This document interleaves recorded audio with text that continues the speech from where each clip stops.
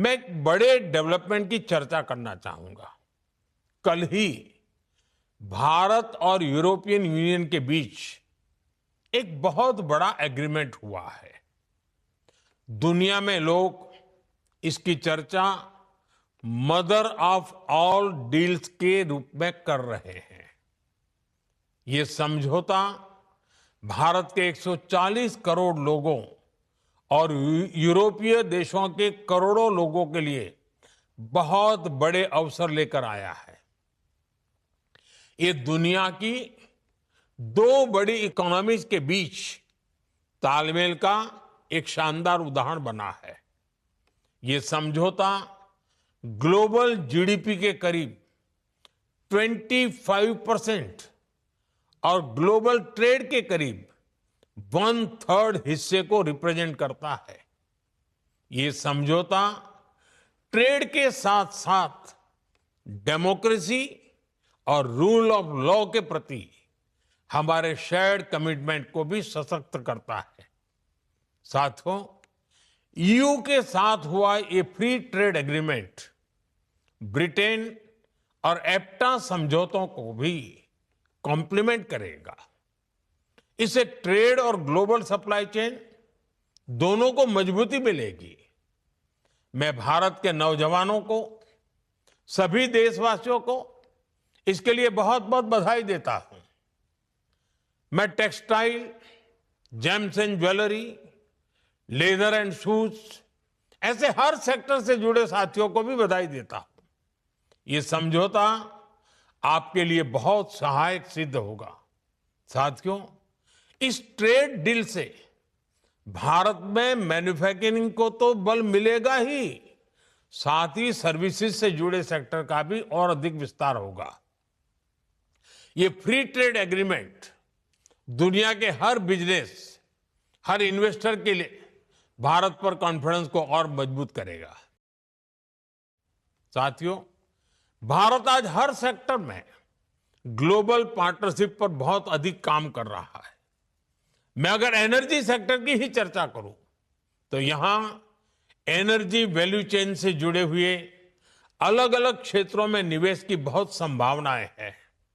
आप एक्सप्लोरेशन का ही क्षेत्र ले लीजिए।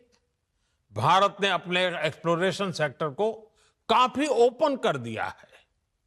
आपको हमारे डीप सी एक्सप्लोरेशन से जुड़े समुद्र मंथन मिशन की भी जानकारी है। हम इस दशक के अंत तक अपने ऑयल एंड गैस सेक्टर में इन्वेस्टमेंट को $100 बिलियन तक ले जाने का प्रयास कर रहे हैं। हमारा लक्ष्य एक्सप्लोरेशन के दायरे को भी 1 मिलियन स्क्वायर किलोमीटर तक विस्तार करने का है। इसी सोच के साथ हमारे यहां 170 से अधिक ब्लॉक्स को अवार्ड किया जा चुका है। अंडमान निकोबार का बेसिन भी हमारी नेक्स्ट हाइड्रोकार्बन हब बन रहा है। साथियों, हमने एक्सप्लोरेशन सेक्टर में काफी रिफॉर्म्स भी किए हैं। नो गो एरिया बहुत कम कर दिया गया है। इंडिया एनर्जी वीक के पिछले एडिशंस में आपको भी जो भी सुझाव थे, आपने जो कुछ भी कहा, उनके अनुसार हमने अपने एक्ट्स और रूल्स में भी बदलाव किए हैं। यदि आप एक्सप्लोरेशन सेक्टर में इन्वेस्ट करते हैं तो आपकी कंपनी की प्रॉफिटेबिलिटी बढ़ना तय है। साथियों, भारत की एक और विशेषता है जो है एनर्जी सेक्टर में इन्वेस्टमेंट को बहुत फायदेमंद बनाता है। हमारे यहां बहुत बड़ी रिफाइनिंग कैपेसिटी मौजूद है। हम रिफाइनिंग कैपेसिटी के मामले में विश्व में दूसरे स्थान पर है। जल्द ही हम दुनिया में पहले नंबर पर होंगे। आज भारत की रिफाइनिंग कैपेसिटी करीब 260 MMTPA की है। इसे 300 MMTPA के ऊपर ले जाने के लिए निरंतर प्रयास हो रहा है। ये इन्वेस्टर्स के लिए बहुत बड़ा एडवांटेज है। साथियों, भारत में LNG की डिमांड भी निरंतर बढ़ रही है। हमने अपनी टोटल एनर्जी डिमांड का 15% एलएनजी से पूरा करने का लक्ष्य रखा है। इसलिए हमें एलएनजी के पूरे वैल्यू चेन पर काम करने की आवश्यकता है। आज भारत ट्रांसपोर्टेशन पर भी बहुत बड़े स्तर पर काम कर रहा है। एलएनजी ट्रांसपोर्टेशन के लिए जिन वेसल्स की जरूरत है, हम उन्हें भारत में ही बनाने पर काम कर रहे हैं। हाल में ही भारत में शिप बिल्डिंग के लिए 70,000 करोड़ रुपए का प्रोग्राम शुरू किया गया है। साथ ही एलएनजी के लिए देश के पोर्ट्स पर टर्मिनल के निर्माण में भी निवेश की अनेक संभावनाएं हैं।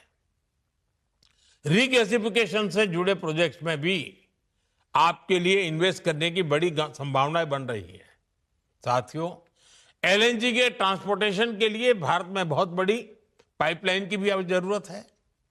बीते सालों में इस पर हमने बहुत निवेश किया है, लेकिन अभी भी बहुत बड़े पैमाने पर इन्वेस्टमेंट के लिए संभावनाएं हैं। आज भारत के कई शहरों में सिटी गैस डिस्ट्रीब्यूशन का नेटवर्क पहुंच चुका है और हम तेजी से अन्य शहरों में भी इससे जोड़ रहे हैं। सिटी गैस डिस्ट्रीब्यूशन भी आपके निवेश के लिए बहुत ही आकर्षक क्षेत्र है। साथियों, भारत की इतनी बड़ी जनसंख्या है, हमारी इकोनॉमी लगातार बढ़ रही है। ऐसे भारत में पेट्रोकेमिकल प्रोडक्ट्स की डिमांड भी लगातार बढ़ने वाली है। इसलिए हमें बहुत बड़े एनर्जी इंफ्रास्ट्रक्चर की आवश्यकता होगी और इसमें भी आपका इन्वेस्टमेंट आपको बहुत ग्रोथ देगा। इन सब के अलावा भारत में डाउनस्ट्रीम एक्टिविटीज में भी आपके लिए इन्वेस्टमेंट के बहुत मौके हैं। साथियों, आज का भारत रिफॉर्म्स एक्सप्रेस पर सवार है और हर सेक्टर में तेजी से रिफॉर्म्स कर रहा है। हम डोमेस्टिक हाइड्रोकार्बन को सशक्त करने के लिए रिफॉर्म्स कर रहे हैं और ग्लोबल कोलैबोरेशन के लिए ट्रांसपेरेंट और इन्वेस्टर फ्रेंडली एनवायरनमेंट बना रहे हैं। भारत अब एनर्जी सिक्योरिटी से आगे बढ़कर एनर्जी इंडिपेंडेंस के मिशन पर काम कर रहा है।